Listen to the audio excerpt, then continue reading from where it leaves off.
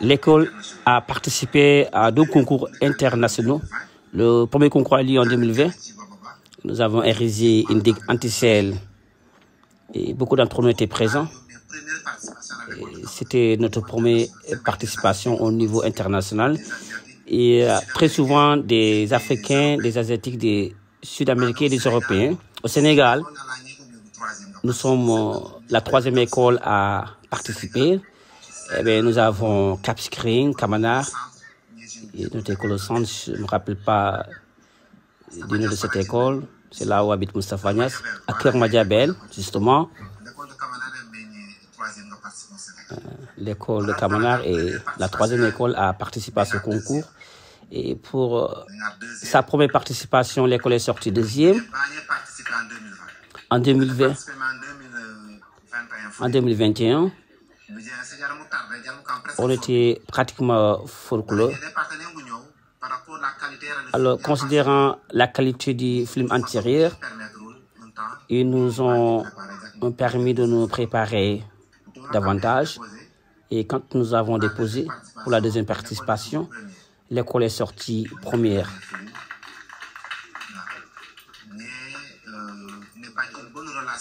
Alors, l'école a noué une très bonne relation avec la structure basée en France. Alors, cette conférence-là est organisée dans le cadre de l'environnement pour être tenue le 5 juin. Alors, ils ont appelé pour que les gens à travers le monde magnifient cette journée. Et quand on avait l'intention de l'organiser le 5 ici à l'école élémentaire de Kamanar, donc ils nous ont dit que ce ne sera pas possible parce que ça coïncide avec le gamou unitaire de la commune de Tchonkessil, donc une cérémonie religieuse. Et sur ce, ils nous ont demandé de le repousser, cette conférence jusqu'au 13. Donc c'est pour cela que nous sommes là aujourd'hui pour qu'on échange et qu'on discute autour d'un thème ayant trait à l'environnement. Et le thème d'aujourd'hui, les effets du changement climatique en milieu rural, l'exemple de la commune de Tchonkessil. Les changements climatiques, l'on sait que d'une zone à une autre sont différents. En ville et dans les communautés rurales, ce n'est pas également la même chose. Peut-être les autres sont victimes d'inondations, les autres la salinité, les autres l'érosion côtière, etc. Et pour le cas de la commune de Tchonkessil, nous allons voir les effets des changements climatiques à notre niveau. Alors, comment est-ce que nous allons procéder? Le conférencier est là, Kemou. Il va d'abord tenir son exposé. Après, un débat sera ouvert.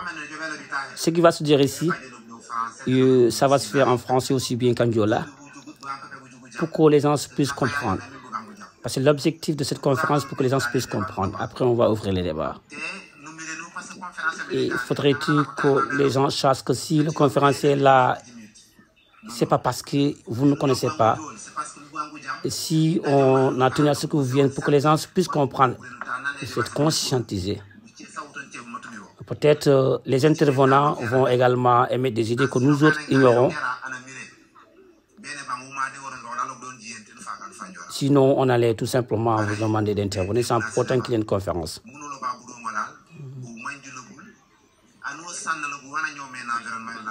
Donc, nous voudrions que chacun d'entre vous donne son point de vue parce que l'on sait que vous êtes plus âgés que nous en termes d'expérience. Vous gagnez plus que nous.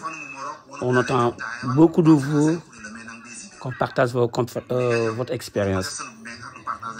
Peut-être vos interventions seront partagées avec les partenaires. Et comme ça, ils verront comment est-ce qu'ils peuvent nous aider.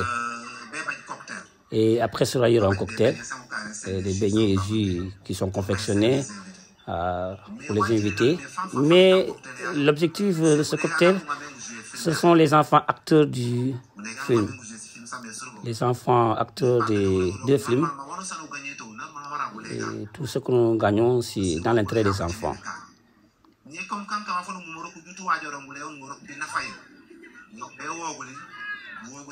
Alors, nous avons tenu à inviter ces enfants aussi bien que leurs parents et après, Nous allons entrer dans une salle et faire la projection des 2 films. Le premier film 3 minutes et le second 5 minutes pour que les parents voient.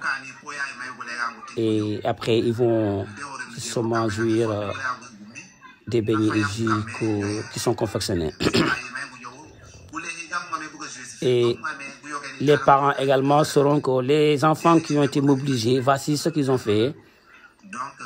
Alors, je vais passer le micro à Kémon pour qu'il puisse commencer la conférence et après nous allons entrer dans la salle et faire la projection des films et éventuellement entamer le cocktail. Bonjour. Il faudrait qu'on sache que l'homme en question, l'homme sur Terre, s'il doit vivre seul, ça va être compliqué. De sa naissance à aujourd'hui, l'homme est appelé à travailler avec l'autre. Il est donc grégaire.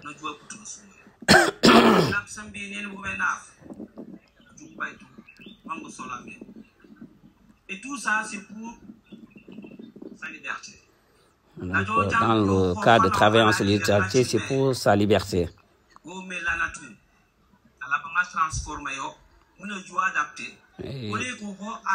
L'homme, au lieu de s'adapter à la nature, il a adapté la nature à ses besoins. Et c'est pour cela, aujourd'hui, nous avons constaté que l'environnement a beaucoup changé. Et aujourd'hui, on l'appelle changement climatique. Aujourd'hui, nous constatons qu'il devient de plus en plus chaud. Les pluies sont erratiques. Nous avons constaté également la perte de la biodiversité.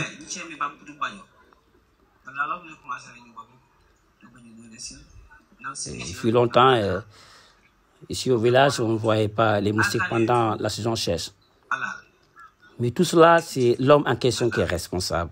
Donc, c'est pour cela, alors, il faut que... C'est pour cela, face à ce défi, il faudrait qu'on prenne des mesures.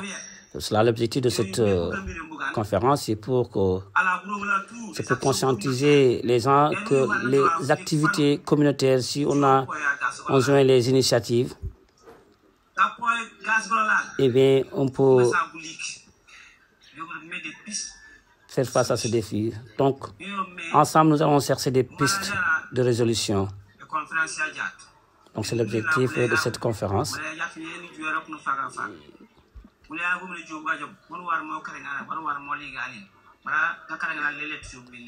Parce que enseigner l'enfant,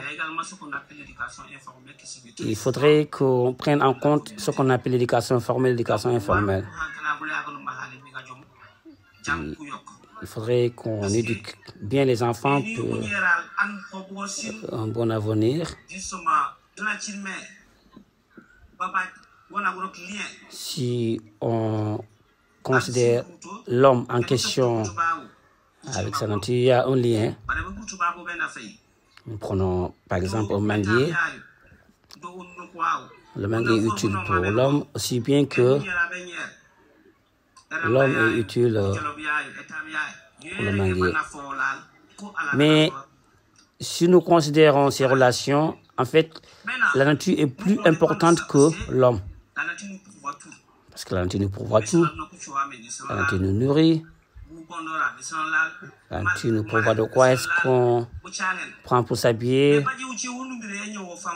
Donc du poisson. Mais il y a quelque chose qui semble être rare. Et cette chose-là, c'est ce qui a révolutionné le monde. C'est ce qu'on appelle l'énergie. Et cette énergie sont très souvent du pétrole. Et c'est ce pétrole qui fait que la voiture roule. Ce qui fait que l'avion vole. C'est ce pétrole-là qui nous permet d'avoir également de l'électricité.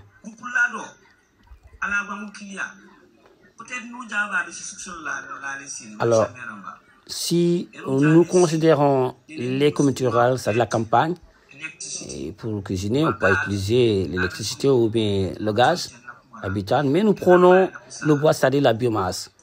On coupe du bois pour cuisiner. Là, on a mis l'accent plus sur l'énergie, ce qu'on appelle fossile. Il le met le pétrole, il le met le charbon, il le met le méthane. Alors, l'exploitation du pétrole, du charbon, du méthane a un effet sur l'environnement. Ce qu'on appelle le charbon fait allusion à ce qu'on appelle le pétrole, ou fait allusion à ce qu'on appelle le gaz naturel. Il y a actuellement un problème entre la Russie et l'Union européenne, parce que la Russie,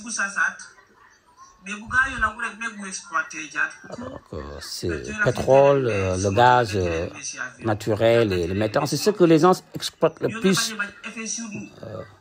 de la révolution. Et cette exploitation-là a un effet sur l'environnement. Donc, pour comprendre l'effet de l'exploitation de ces ressources-là, il faudrait qu'on comprenne le concept de l'effet de serre. Donc, si nous prenons l'Europe, il fait très froid. Alors, pendant cette période très froide, ce qu'on appelle l'hiver, il fait très froid. Donc, pour cultiver, les gens construisent ce qu'on appelle une serre. Et la serre, c'est comme une maison. Et dans cette maison, il fait chaud. Et sur ce, dans cette maison, il peut cultiver, la plante va grandir et ils pourront récolter. Ceci existe naturellement, même si on ne se rend pas compte. Et quand on se réveille le matin, il y a le soleil. Et le soleil brille et le sol capte cette chaleur. Et pendant la nuit, cette chaleur est rejetée pour qu'il y ait vie sur Terre. Sinon, s'il n'y a pas ça, alors il n'y aura pas de vie sur Terre. Alors, nous qui exploitons le gaz, nous exploitons le pétrole, le charbon, alors que ces matières-là contiennent une chaleur. Et on l'utilise pour faire fonctionner nos véhicules, nos usines. Et cette chaleur-là augmentée à celle du soleil, il faudra évidemment plus chaud ici, sur notre planète. C'est pour cela qu'il devient de plus en plus chaud. Et si ça devient de plus en plus chaud, nous allons considérer soit les gens qui vont être confrontés à certaines maladies comme l'hypertension, ou bien nos océans, nos marigots deviendront de plus en plus chauds. Si par exemple nous prenons le gars du village qu'on appelle Brindiago, si vous y baignez, alors vous allez constater que même vos yeux là, ça pique tant, le taux du sel est très élevé.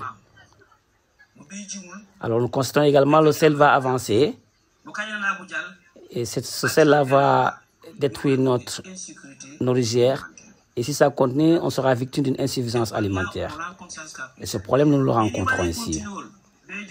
Et si ça continue en ce moment, nos puits même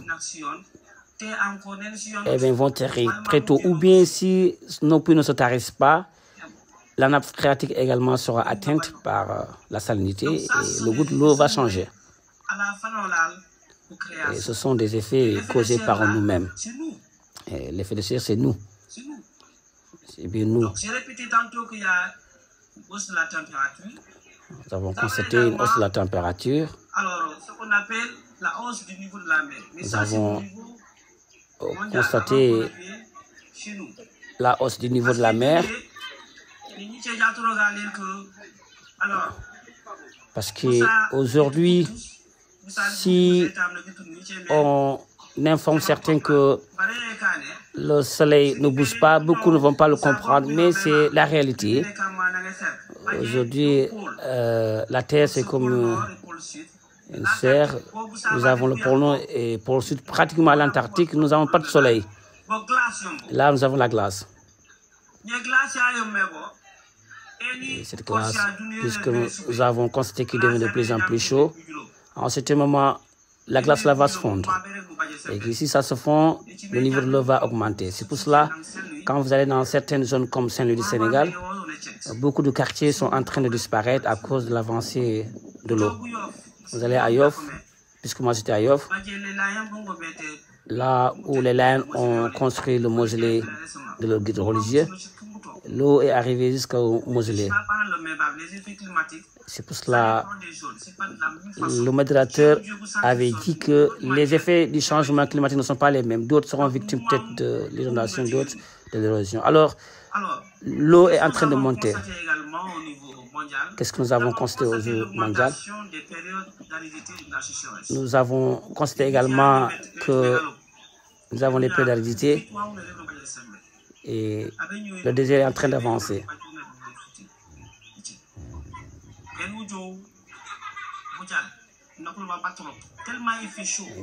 Il faut, pour vous y rendre, il faut aller au fleuve. Vous allez constater que le bord des fleuves est devenu très très chaud. À son temps, il pleuvait jusqu'à 6 mois, mais actuellement nous avons 3 à 4 mois. Alors, nous avons également constaté des risques sanitaires en raison de la hausse de la fréquence et l'intensité des cas. Il y a le métahé, il y aura les hypertensions, la mauvaise alimentation, due au manque de produits pour nous alimenter. Donc on crée, on transforme. Alors, il y aura effet justement sur nous. Maintenant, si nous volons pour le cas de Tchonk, et pour le cas de la commune de Tchonkesil, même si nous avons du pétrole et qu'on n'arrive pas à l'exploiter, à transformer ce pétrole brut, l'Afrique n'a pas beaucoup d'usines. Ceux qui sont responsables, c'est l'Occident. La pollution, en grande partie, est due à leurs usines. Mais cette pollution-là n'épargne personne, que tu sois européen, asiatique ou bien africain. Les effets nous concernent tous. Et pourtant, nous ne sommes pas responsables. C'est pour cela, nous, également, le cas de Tchonkesil, c'est sûr qu'on va justement sentir l'effet des changements climatiques. Alors, Tchonkesil, c'est une ville qui se trouve au Sénégal, dans la région de Ziguinchor. Et d'après la NSD, une agence qui se chasse de la démographie du Sénégal, au Sénégal, il y a 12 000 habitants. C'est une zone qui a 2 saisons, une saison sèche qui commence au mois de novembre au mois de mai. Et la saison pluvieuse commence de juin à octobre. Alors, ce que nous avons expliqué depuis la conférence à ce niveau, ce sont des effets qui touchent pratiquement tout le monde. Mais pour être certain que les effets climatiques frappent la communauté Tchonkesil, nous avons jugé nécessaire de descendre sur le terrain et mener une enquête.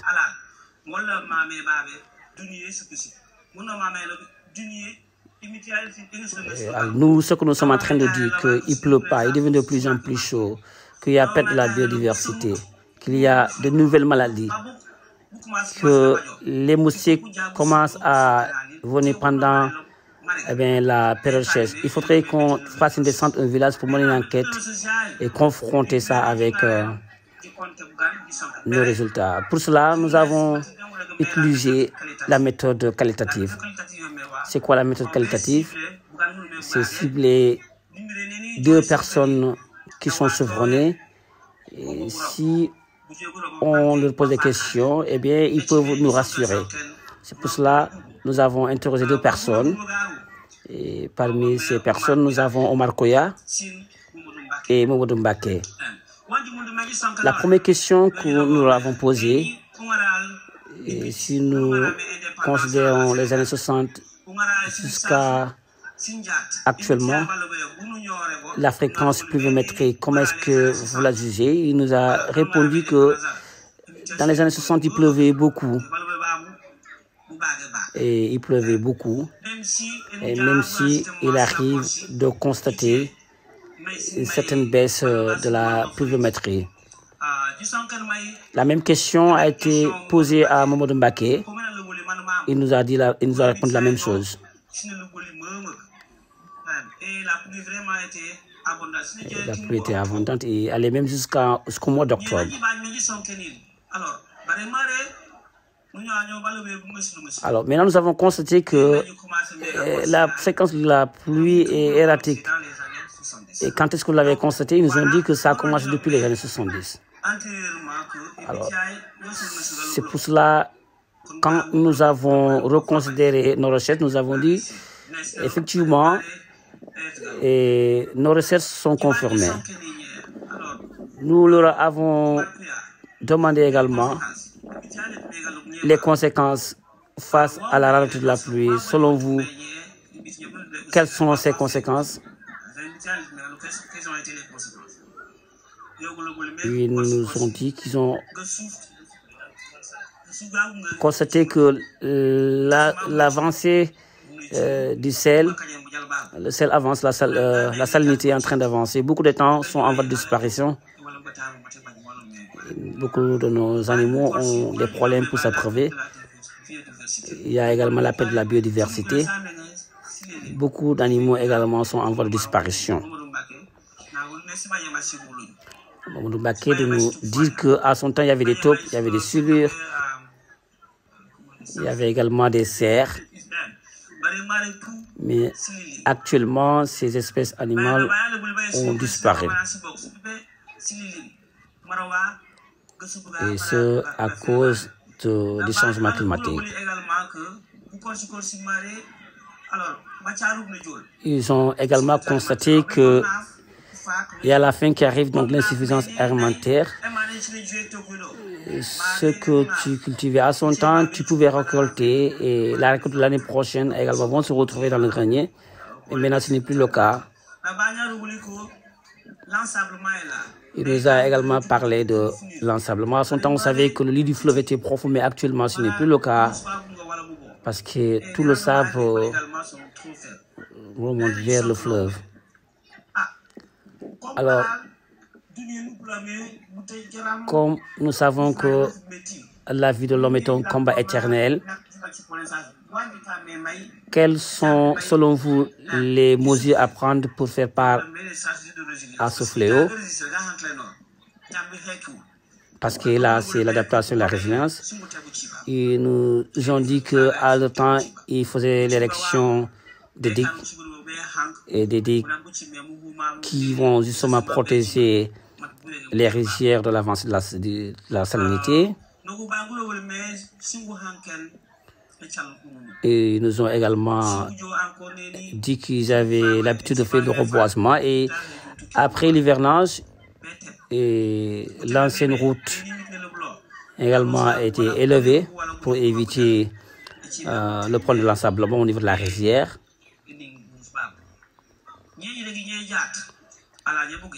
Alors, je leur ai dit que maintenant que nous sommes face à ce fléau, quelles sont selon vous les solutions?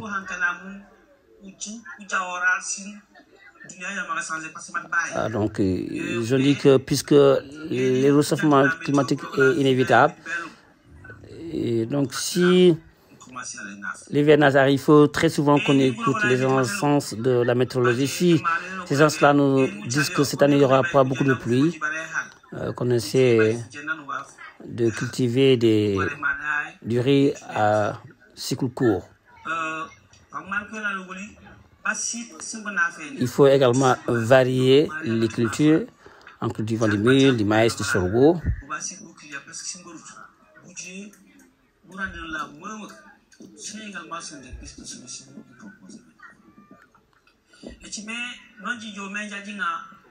Alors, dans les discussions, ça a confronter nos recherches et l'intervention de nos répondants.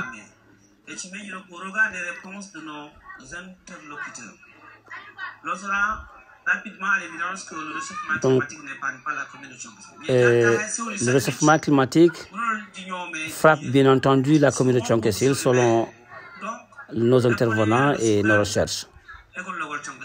Donc, Thionkesil est victime du réchauffement climatique, du changement climatique. Donc, si nous prenons ce qu'ils ont dit, la population, justement, a un problème pour avoir accès à la nappe phréatique. Aujourd'hui, si on creuse un puits pour atteindre la nappe phréatique, c'est très difficile. Ou bien si vous arrivez à atteindre la nappe phréatique, 6 mois après, le puits est taré. Pour cela, on a continué en disant que pour certains puits, ils commencent à perdre le goût de l'eau. Parce que ce que l'on se tient même, il y a certains puits qui ont changé de goût de l'eau parce que victimes de l'avancée de la salinité et également des effets des fosses septiques. Alors, donc, beaucoup de jeunes ici dans la commune, au lieu de creuser des fosses septiques, ils creusent des fosses perdues. Une fosse qui devait normalement être pleine et être vidée. Mais nous, malheureusement, on se lave, l'eau descend et avance directement jusqu'à la nappe phréatique. C'est pour cela le goût de l'eau de nos puits est en train de se perdre. C'est pour cela, donc, des mesures doivent être prises par rapport à cela. Nous avons constaté également que le palu est en train de prendre de l'ampleur parce que à son temps, le palu, on l'avait très souvent pendant l'hivernage, mais maintenant, ce n'est plus le cas. Nous l'avons aussi bien pendant l'hivernage que pendant la saison sèche, les deux saisons donc.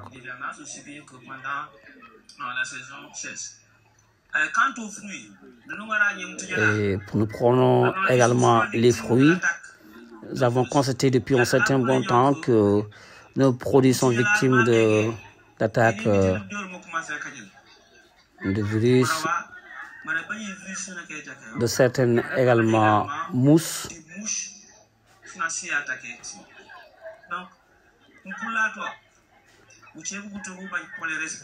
Alors, nous avons constaté également ici à Tchongessi que les gens ont des problèmes respiratoires. Mais moi-même, je suis asthmatique. À son temps, quand je venais au village, je n'avais pas de problème. Mais maintenant, ce n'est plus le cas. Donc, c'est dû au changement climatique. Et c'est nous, les hommes, qui sommes responsables. Alors, comme les problèmes sont là, ce que les gens nous ont répondu, ce qu'ils nous ont donné comme piste, comme Mbaké qui disait il faut qu'on reprenne les pratiques ancestrales, comme ériger des digues pour protéger nos rizières, il faut qu'on refasse. Ériger également une barrière pour protéger justement nos rizières contre l'ensablement. Nos enfants également, il faut de temps en temps qu'on les conscientise par rapport à la protection de l'environnement parce que nous dépendons de l'environnement. Toi qui coupes, tu ne reboises pas, tu es en train de te suicider parce que demain, si tu en as besoin, eh bien, tu ne pourras pas en avoir. Donc, c'est pour cela, de temps en temps, il faudrait qu'on tienne des conférences pour conscientiser les enfants par rapport à l'importance de l'environnement. Il faudrait que les enfants, on les enseigne pour se préparer à l'avenir, mais pas pour le passé. Et sur ce, dans cette planète où nous vivons, c'est-à-dire l'environnement, le fleuve, comme le disait un savant, notre nature ne nous appartient pas, nous l'empruntons à nos enfants. Donc, il faudrait qu'on fasse tout. Si nos enfants arrivent à notre âge, qui se disent que nos papas nous ont laissé un bon environnement. Alors, aujourd'hui, si nous avons des informations de présence de la météorologie qui nous disent qu'il n'y aura pas beaucoup de pluie, qu'on essaie de cultiver des sucres à Côtel, on est en phase avec l'érection des digues antisel.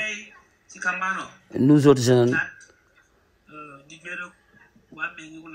beaucoup de choses sont faites par nous. Nous avons une association qu'on appelle le Groupement des jeunes de Kamana. À la mairie également, nous avons la commission de la jeunesse. Si nous sommes conscients de l'importance de l'environnement, il faudrait qu'on arrête dans notre programme une date pour que chaque année, on tienne des actions pour protéger l'environnement. En résumé, c'est ça ce que nous avons comme idée à partager avec nous. C'est pour cela que nous avons tenu à le faire en Diola pour que les gens puissent comprendre. Alors, voici ce que je pense être les idées à partager avec vous. Donc, peut-être les amis auront de quoi ajouter. Je vous remercie.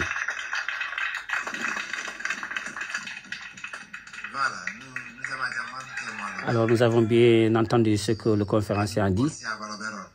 Et donc, si nous observons ce qu'il a dit, il a commencé par là où l'homme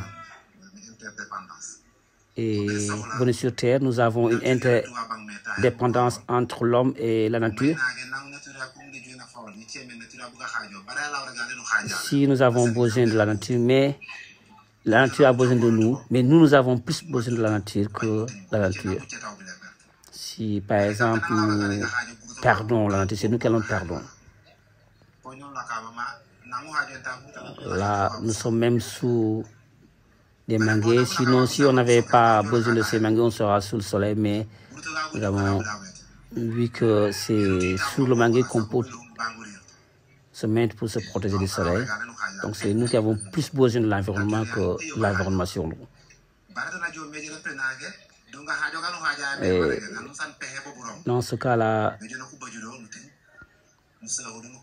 tu exploites l'environnement pour manger, construire ta maison, faire ceci, cela. Mais en faisant tout cela, toi, tu ne te rends même pas compte que tu es en train de gaspiller. Et ce que tu coupes et que tu ne rebasses pas, ça ne veut plus revenir. Ce sont des ressources qu'on appelle renouvelables et non renouvelables.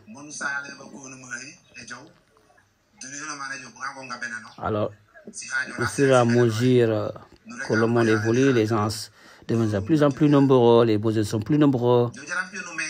Alors, nous sommes devenus plus nombreux. C'est comme si aujourd'hui, nous avons le potentiel de la nature ne nous suffit pas.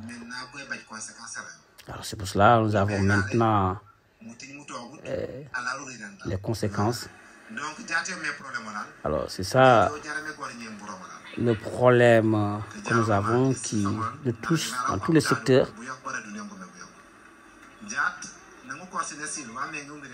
Aujourd'hui, dans la commune, beaucoup de maladies qu'on ne connaissait pas sont déjà là.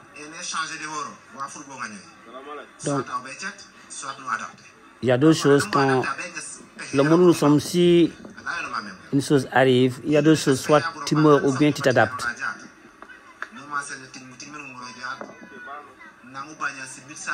Nous sommes en train aujourd'hui de consommer des choses qui à son temps, on n'en consommait pas. Aujourd'hui, on cuisine la base du mangue, alors qu'à son temps, il ne faisait pas ça.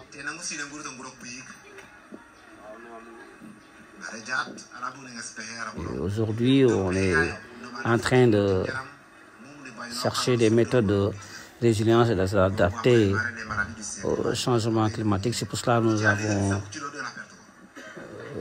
des problèmes de maladies du 21e siècle, comme par exemple le problème de vision, d'hypertension, de diabète, et beaucoup de choses qui à son temps, ça n'existait même pas. Quand on dit que telle personne est diabétique, maintenant c'est devenu banal. C'est pour cela que nous avons jugé nécessaire qu'on en discute. Comme nous l'avons dit, il y a des gens qui connaissent mieux que nous, mais il faut que personne soit catalyseur et que ces gens-là interviennent et qui partagent leur expérience avec nous. Ce qui nous reste, c'est de ne pas dire de faire tout pour éviter le changement climatique. Parce que le changement climatique est là. Le problème, c'est de prendre des mesures pour faire face à ce changement climatique. Et si la commune est en voie de développement, maintenant, comment est-ce qu'on va faire? À son temps, on ne connaissait pas les moustiques pendant la saison sèche. Mais maintenant, nous sommes arrivés à ce niveau.